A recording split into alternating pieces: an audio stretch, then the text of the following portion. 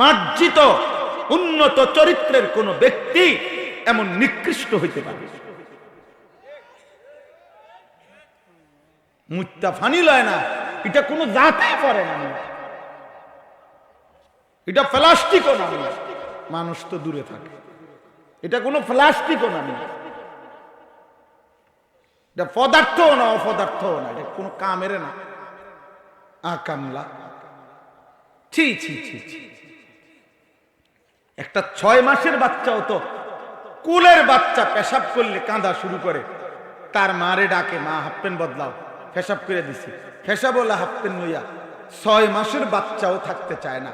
আর 18 বছরের দামরা খারাইয়া মতে একবারও। কারে কও ঠিক? কারে কারে কইতেছ? এই বেটা, কারে ঠিক কইতেছ? আমারে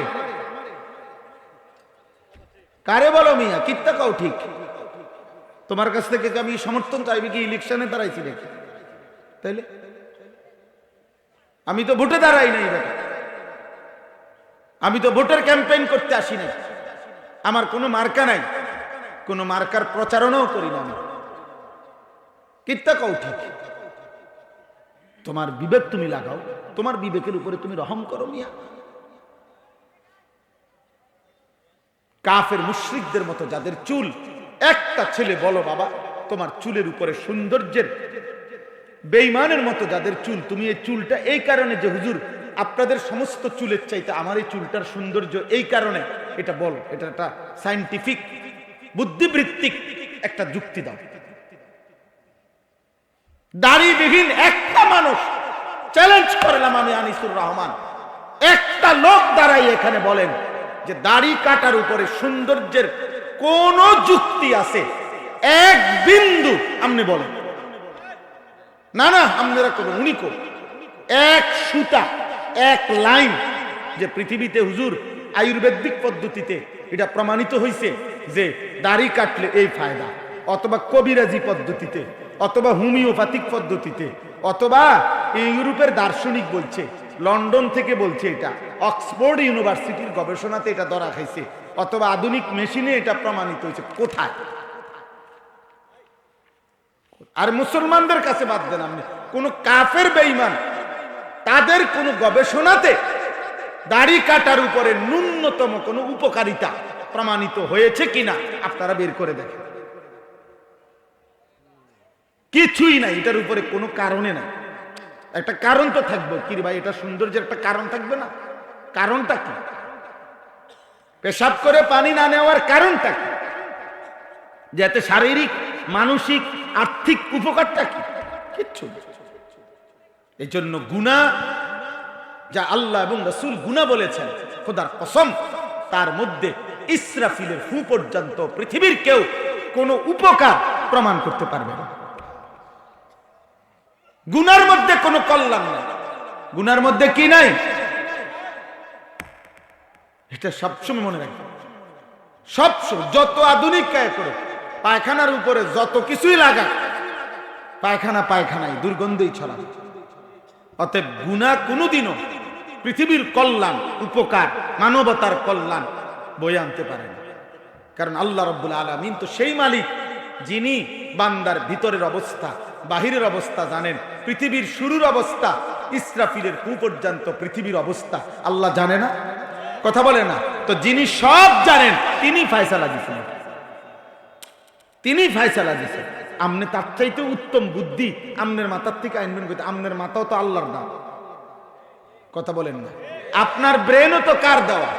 তো আমনের মাথার বুদ্ধি দিয়া, আমার মাথার বুদ্ধি দিয়া বুঝি আমনে আল্লাহর কথাকে বিশ্লেষণ করবেন, নবীর কথাকে বিশ্লেষণ করবেন। এটা বুঝি কথা? উম্মত নি ঠিক করব যে নবীর কথা ঠিক অথবা ব্যাঠিক, এটা আমগো কথায় সিদ্ধান্ত হবে না?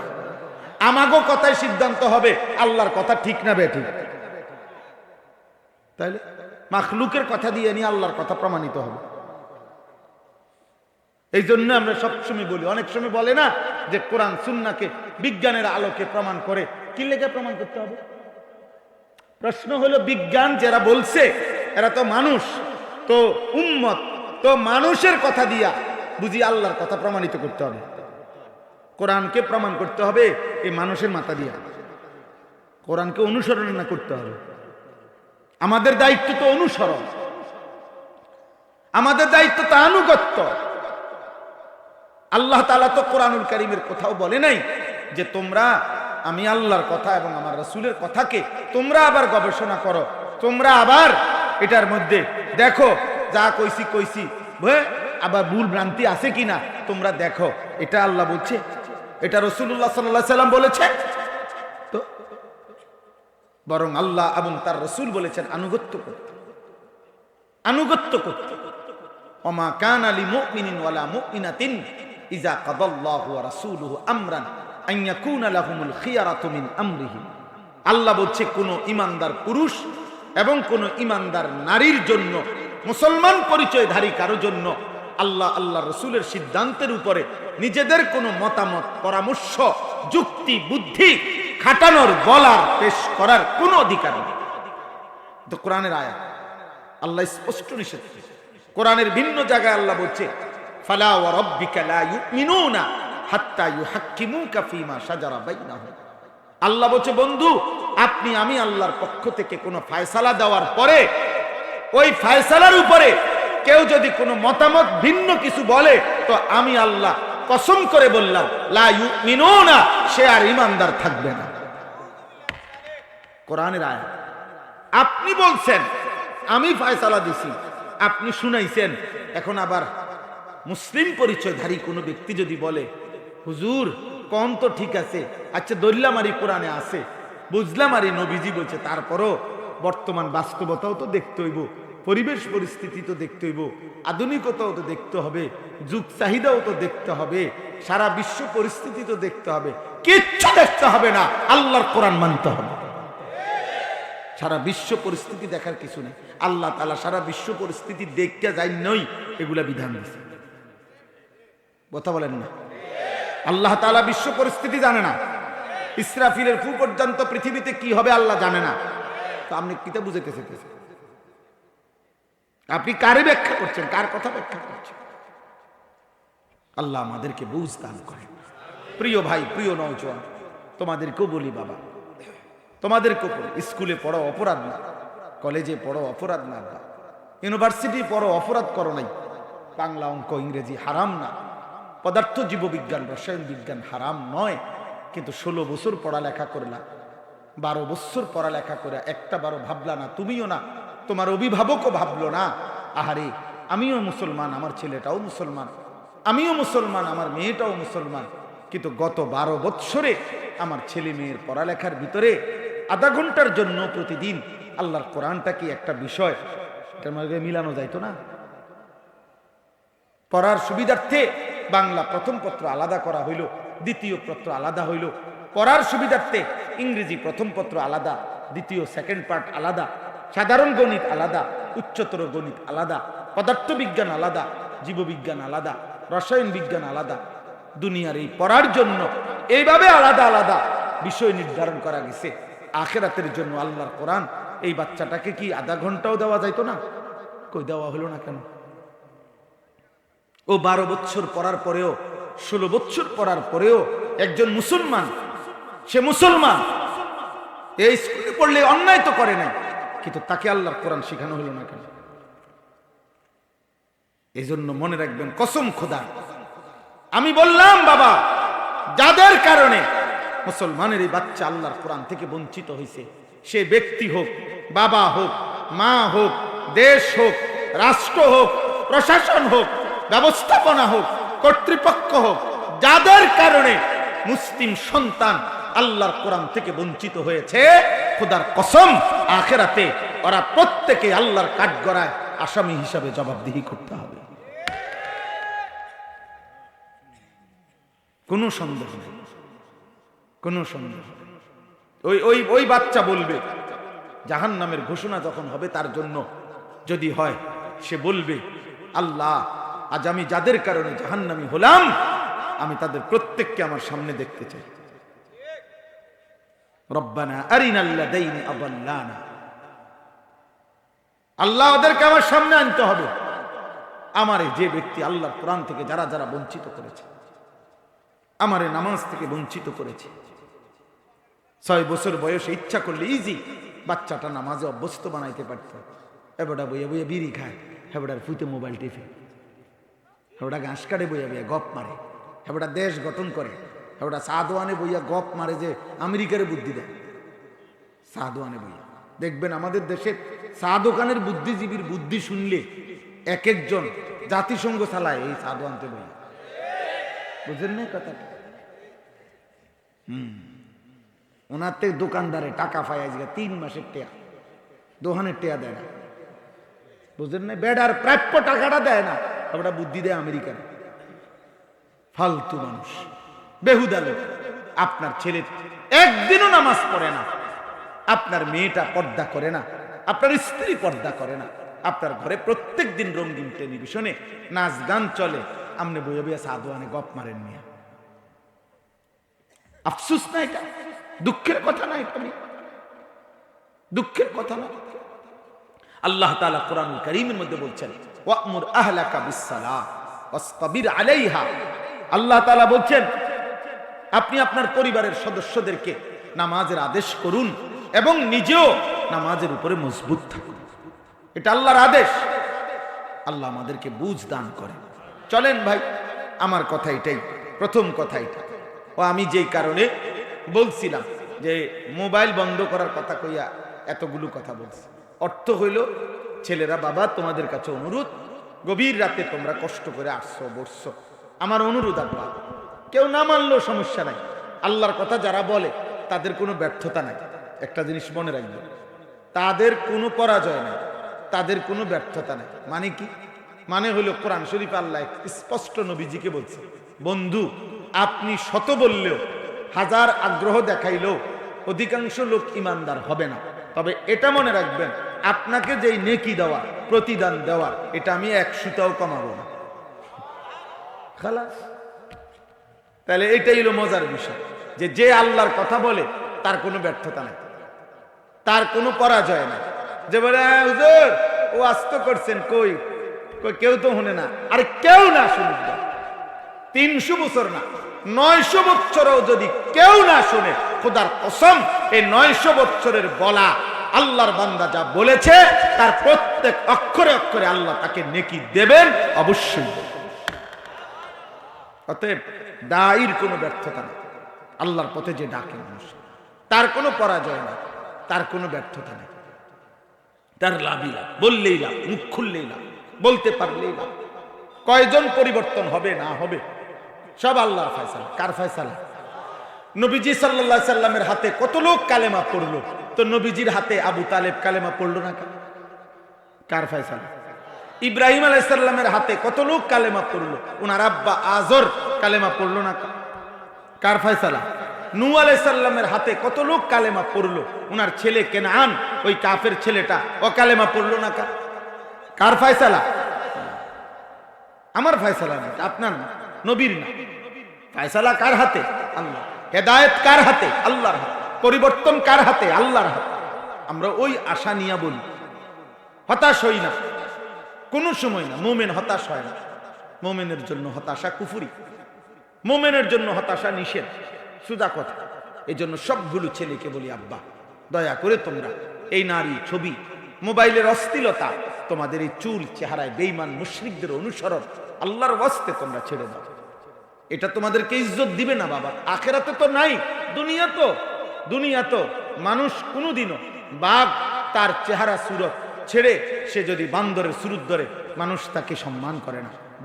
বান্দরের সুরত ধরে ছাইরা সে যদি ইন্দুরের সুরত ধরে, তাকে মানুষ পছন্দ করে না। ঠিক তুমি আমি মুসলমান, আমার আল্লাহ, আমার নবী আছে, আমার কোরআন আছে, আমার কিতাব আছে, আমার ধর্ম আছে।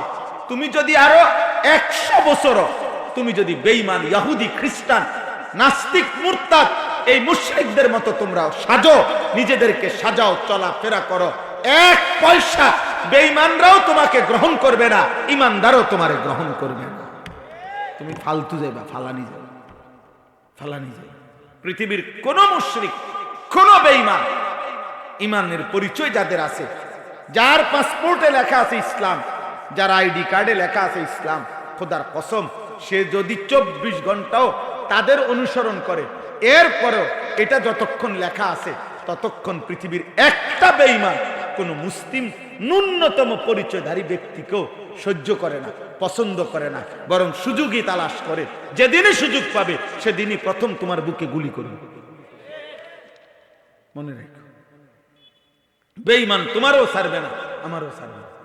তুমি কইবা না ভাই আমি আজকে 30 বছরে কোনোদিন নামাজ পড়ি নাই, আমি 30 বছর সুদখোর, আমি আজ 30 বছর মিথ্যা কথা বলি, আমি আজীবন আজ 12 বছর খারাইয়া মুতি। আপনি টেনশন করেন না, আমি মুসলমানের কোনো জাতে না। তো ওই বেঈমান তাকে বলবে তোর পাসপোর্টে লেখা আছে ইসলাম, তোর ধর্ম ইসলাম লেখা আছে না, আইডি কার্ডে লেখা আছে না, তো ওইটা সরাইবেন কেমন? অনলাইন করে যে 1 মিনিটের মধ্যে। অনলাইন মানে কি বুঝেন না? অনলাইন মানে এবার এই খবর সারা পৃথিবী জানে। অনলাইন মানেই তো এইটাই, সারা পৃথিবী জানে এখন আপনি কি, ওরা কি। আপনি এটা লুকাইবেন কেন? আপনার পাসপোর্ট পাঞ্চ করলেই তো আর আপনার পুরা আসবে না, বায়োডাটা আসবে না আপনার। তো আপনার ধর্মের মধ্যে ইসলাম লেখা আছে না, আপনি এটা আড়াল করবেন কিনা? চুল দিয়া হ্যাঁ খ্রিস্টান সাইজা কি লাভ হবে? কি লাভ হবে? ওরা ছেড়ে দিবে। হ্যাঁ, ওরা এই ফিলিস্তিন এবং গাজার মধ্যে যেই লক্ষ লক্ষ মুসলমানের রক্তে জমিন ভাসায় দিছে, ওরা তো শুধু হুজুর, কথা বলে না, ওরা শুধু মাদ্রাসার ছাত্র। তাইলে রোহিঙ্গা যেই মুসলমানদেরকে বারবার ওই বেঈমানরা মারলো, মারছে, রোহিঙ্গা আরাকানের মুসলমান, ওরা সব হুজুর। তো তাইলে কাশ্মীরের মুসলমানদেরকে ভারতীয় বেঈমানরা প্রতিনিয়ত আজকে ৭৮ বছর যাবত কাশ্মীরের মুসলমানদের উপরে জুলুম করছে, মারছে, শহীদ করছে। এরা শুধু হুজুর, শুধু দাড়ি টুপিওয়ালা? তাহলে বলো ভাই, অতএব দয়া করে একজনও যদি বুঝো, আমি ভোট প্রার্থী না, অতএব আমার ব্যাপক জনসমর্থন দরকার নেই, আমি ভোটে দাঁড়াইছি না, কিন্তু আমি মনে করি একজনও যদি বুঝো তো এটা বুঝো, তোমার নিজের ধর্মকে ত্যাগ করা, নিজেকে ত্যাগ করা, হ্যাঁ, এটা কোনোভাবেই আত্মমর্যাদা, আত্মসম্মান হইতে পারে, এটা কখনোই সুন্দর হইতে পারে। তুমি তোমার মধ্যে থাকো, তুমি তোমার আল্লাহকে নিয়ে থাকো, তুমি তোমার রসুলকে নিয়ে থাকো, তুমি কোরআনকে নিয়ে থাকো। হযরত মাওলানা মুফতি নজরুল ইসলাম কাসিমি দামাত বারাকাতুহুল আলিয়া, আমাদের বাংলাদেশের প্রখ্যাত বুজুর্গ আলেম, উনার এক বয়ানের মধ্যে আমি শুনছি, উনি বলছেন দীর্ঘ ৩৫ বছরে আমি পৃথিবীর ওয়েস্টার্ন এই ইউরোপের শত শত এয়ারপোর্টে কাজে এই দাড়ি টুপি পাঞ্জাবি পায়জামা নিয়া শত শতবার, উনি আন্তর্জাতিকভাবে সারা বিশ্ব সফর করে, কাজে শত শতবার আমি এয়ারপোর্টে দাঁড়াইছি আমার বাংলাদেশি এরকম অসংখ্য ব্যক্তিদের সাথে। প্রতিবার আমাকে এই দাড়ি টুপি আর আমার পাসপোর্টের পরিচয়, আমার ধর্মের পরিচয় আর আমার দিকে তাকাইয়া প্রতিবারই আমারে ছেড়ে দিছে, বুঝছে যে এটা ধর্মের পরিচয়ের সাথে চেহারা সুরতের পরিচয়ের মিল আছে। কিন্তু আমার সামনে তিনি বলছেন অসংখ্য স্যুট পরা, বুট পরা, ক্লিন শেভ করা বহু লোককে কাজে আমি দেখছি ঘন্টার পর ঘন্টা দাঁড়াইয়া করা তদন্ত করা হয়েছে, কিরে লেখা মুসলমান শুরুতে রুমকা কোনো গাপলা আছে কিনা এটা তারা তদন্ত করছে। উনি নিজে বলছেন, আমি নিজে শুনছি ওনার কথা। তাইলে কি হইল বলেন ভাই? এজন্য আমাদের ধর্ম, আমাদের আল্লাহ, আমাদের রসুল, আমাদের কোরআন, আমাদের ইসলাম, এটাই আমাদের জন্য যথেষ্ট। যথেষ্ট কিনা বলেন না? যথেষ্ট কিনা বলেন আলহামদুলিল্লাহ। চাইলে ভাই আমি অনুরোধ করলাম আজকে প্রত্যেকে আল্লাহর প্রিয় বান্দা, উলামায়ে কেরাম, মসজিদের ইমাম, আল্লাহর নেক বান্দা, 5 ওয়াক্ত নামাজি যারা পড়ে এদের সাথে উঠা বসা করা এটা উচিত। তাইলে দুনিয়াও সুন্দর হয়, আখিরাতও সুন্দর হয়। উত্তম সংঘ এটা গুরুত্বপূর্ণ, এটা গুরুত্বপূর্ণ। আল্লাহ আমাদেরকে তৌফিক দান করে, আল্লাহ আমাদেরকে তৌফিক দান করে। সর্বাবস্থায় নুরুল্লাহ ভাই বললেন ইত্তাকিল্লাহ, নবীজি বলছেন হাইসুমা কুনতা, যেখানেই থাকো আল্লাহকে ভয় করো। আল্লাহকে একাকী কিংবা প্রকাশ্য, রাতে কিংবা দিনে, ঘরে কিংবা সংসারে, দেশে কিংবা বিদেশে, হ্যাঁ, হার হালাতে আকে ভয় করো, আল্লাহকে ভয় করো, আল্লাহকে ভয় করো। ওয়া আতবি'is সাইয়্যাতাল হাসানাতা তামহুহা, যখনই গুনাহ হয় তার বদলায় তুমি নিজের উপরে জরিমানা কইরা, মানে নিজের উপরে তুমি এই সিদ্ধান্ত নাও, একটা ভুল হইলে আমি আরেকটা নেকি করব, একদিন তোমার গুনার অভ্যাস ছুটে যাবে। একবার গুনার অভ্যাস ছুটে যাবে ইনশাআল্লাহ, ইনশাআল্লাহ, ইনশাআল্লাহ। আল্লাহ তাআলা আমাদেরকে তৌফিক দান করে, আমাদের জীবন আল্লাহ পরিবর্তন করে দেয়। আমার ভাই, পরিবর্তনের এই শেষ কথা হলো, পরিবর্তনের জীবনটা সুন্দর করার, আখিরাতমুখী করার শ্রেষ্ঠতম একটা সময় মাহে রমজান আমাদের সামনে মহান আল্লাহ পাক রব্বুল আলামিন প্রতি বছর ঘুরে ঘুরে একবার রমজান আনে, রমজানের চাঁদ উঠায়। আল্লাহ যেন বলে, বান্দা গত 11 মাসেও যদি তুমি ঠিক মতো গুনাহ ছাড়তে পারো নাই, নেকি করতে পারো নাই, আচ্ছা যাও বান্দা, যার যত ঘাটতি হইছে আমি আল্লাহ যাও সব ভুলে গেলাম, সব বাদ দিলাম। একটা মাস আইয়ামাম মাদুদাত, আমি গুনে গুনে 1 মাস সময় দিলাম, 30 দিন, 31 দিন লাগবে না, হয় 29 দিন নয়তো 30 দিন, সর্বোচ্চ 31 হবেই না। এই 30 দিনের ভিতরে বান্দা আমি আল্লাহ ওয়াদা দিলাম, আমি তোমাকে রমজান দিলাম, তুমি গুনাহ ছেড়ে দাও, আমার আদেশগুলো পালন করো, তার রোজা পালন করো, ইফতার করো, সাহারি করো, 20 রাকাত তারাবি পড়ো, রমজানের শেষ দশকে এতেকাফ করো, শবে কদর বেজর রাত্রে তালাশ করো, জিকির করো, তেলাওয়াত করো, দোয়া করো, তাহাজ্জুদ করো, কান্নাকাটি করো, চুরি করো না, জিনা করো না, মদ খেও না, জুয়া খেললো না, ওজনে কম দিও না, সুদ কিস্তি হারাম, বেহায়া বেপর্দা উলঙ্গ অশ্লীল ছবি, মোবাইলের নর্তকী দেখা সব ছেড়ে দাও। আমি আল্লাহ 30 দিনে যাও, এই একটা মাসে আমি তোমার থেকে বললাম, 1 মাস তোমারে আমি সুযোগ দিলাম, 1 মাসেই লাআল্লাকুম তাত্তাকুন, তোমাকে মুত্তাকি বানাইয়া জান্নাতি বানাই, জান্নাতি বানাই।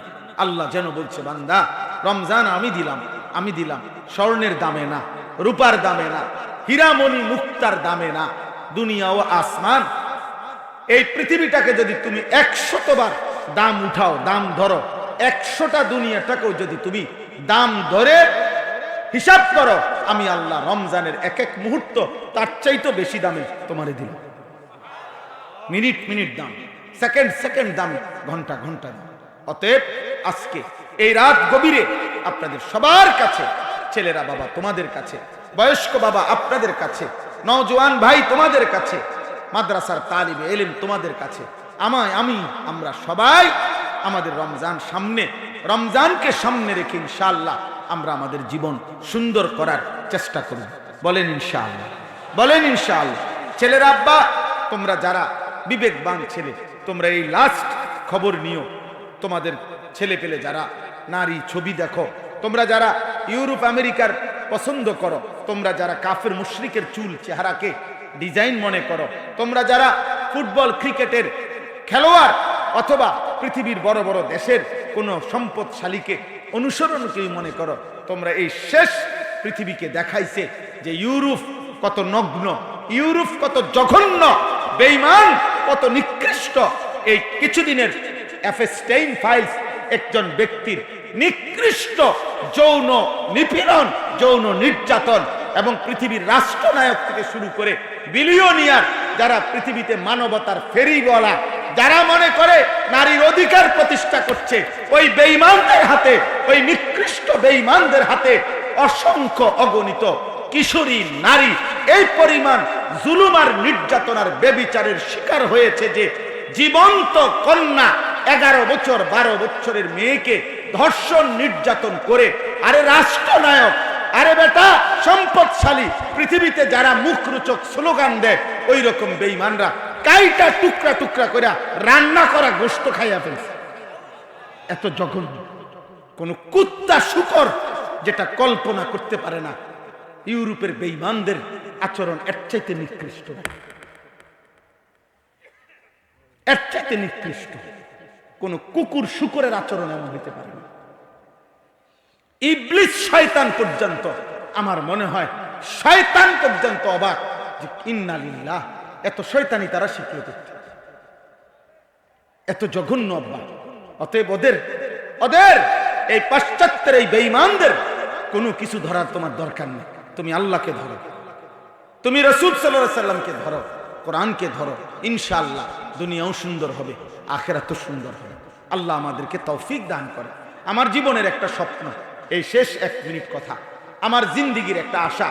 আমি সারা বছর ওয়াজে আমার ফিকিরে এটা, এই মুসলিম কিশোর ছেলেরা, যুবক ছেলেরা আল্লাহর দিকে ফিরবে, আখিরাতের দিকে ফিরবে, ওযু, নামাজ, সূরা, কেরাত, দোয়া, কালাম, পাক নাফাক, হালাল হারাম শিখবে, রুকু সেজদা শিখবে। আমার একটা স্বপ্ন। আলহামদুলিল্লাহ, আমি গত বছর 2025 সাল আমার যে মাদ্রাসা কুমিল্লা ক্যান্টনমেন্ট ময়নামতি, ওইখানে 2 বন্ধে, প্রথম সাময়িক এবং দ্বিতীয় সাময়িক পরীক্ষার বন্ধের সময় আমি কিশোর যুবক স্কুল কলেজ ইউনিভার্সিটির ছেলেদের জন্য 3 দিন করে 6 দিনের কোর্স করছিলাম। ওযু, নামাজ, সূরা, কেরাত, দোয়া, কালাম। আলহামদুলিল্লাহ 500 ছেলে একেবারে রেজিস্টার্ড, নাম লিস্টি করা, আইডি কার্ড জমা দেওয়া, এরকম 500 ছেলে 3 দিনে প্রতিদিন 11 ঘন্টা করে আমরা 34 জন শিক্ষক এবং প্রায় 30 জনের মতো বয়স বড় ছাত্র মিলে ওদেরকে দিবা নিশি আমরা সূরা, কেরাত, দোয়া, কালাম, রুকু, সেজদা শিখাইছি। আলহামদুলিল্লাহ এই বছরও আবারও আমি একটা বড় জায়গা কিনছি। আলহামদুলিল্লাহ আমার ওইখানে 118 শতক জায়গা একসাথে কুমিল্লা ক্যান্টনমেন্টের পাশে, প্রায় 2,62,00,000 টাকা জায়গার দাম, মাটির দাম। এই আশায় কিনছি। একটা স্বপ্ন দেখি যে সারা বাংলাদেশের স্কুল কলেজ ইউনিভার্সিটি এবং জেনারেল পড়ুয়া অথবা পড়ে না অথবা অন্য বয়সী যেই কোনো মুসলমান বছরের যেই কোনো দিন আমি একটা বড় মাদ্রাসা করতে চাই।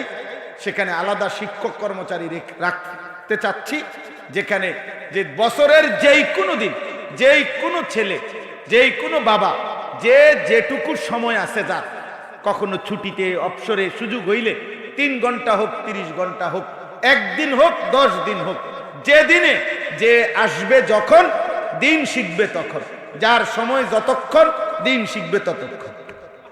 আমার একটা স্লোগান। আলহামদুলিল্লাহ এই স্লোগানে এই জায়গাটায় এখন একটা রুমে এরকম একটা ছোট্ট মাদ্রাসা চলে, মানে ওটার ভিতরে, কিন্তু বাকি এটারে আমি বড় করতে চাই। আপনাদের কাছে, সবার কাছে আমার এই আন্তরিক কামনা, আমার এই বড় একটা স্বপ্ন, একটা বড় মসজিদ, মাদ্রাসা, একটা কমপ্লেক্স, যেখানে একদিকে কওমি মাদ্রাসার নেশাবে বাচ্চারা পড়বে, এটা আলাদা, আর আরেক দিকে সারা বাংলাদেশের মুসলমান যার যখন সময় হয় তখন পড়বে। আপনাদের কাছে আমি একটা কাগজ দিতেছি, একটা হ্যান্ডবিল। এই হ্যান্ডবিলটা আপনারা নিবেন।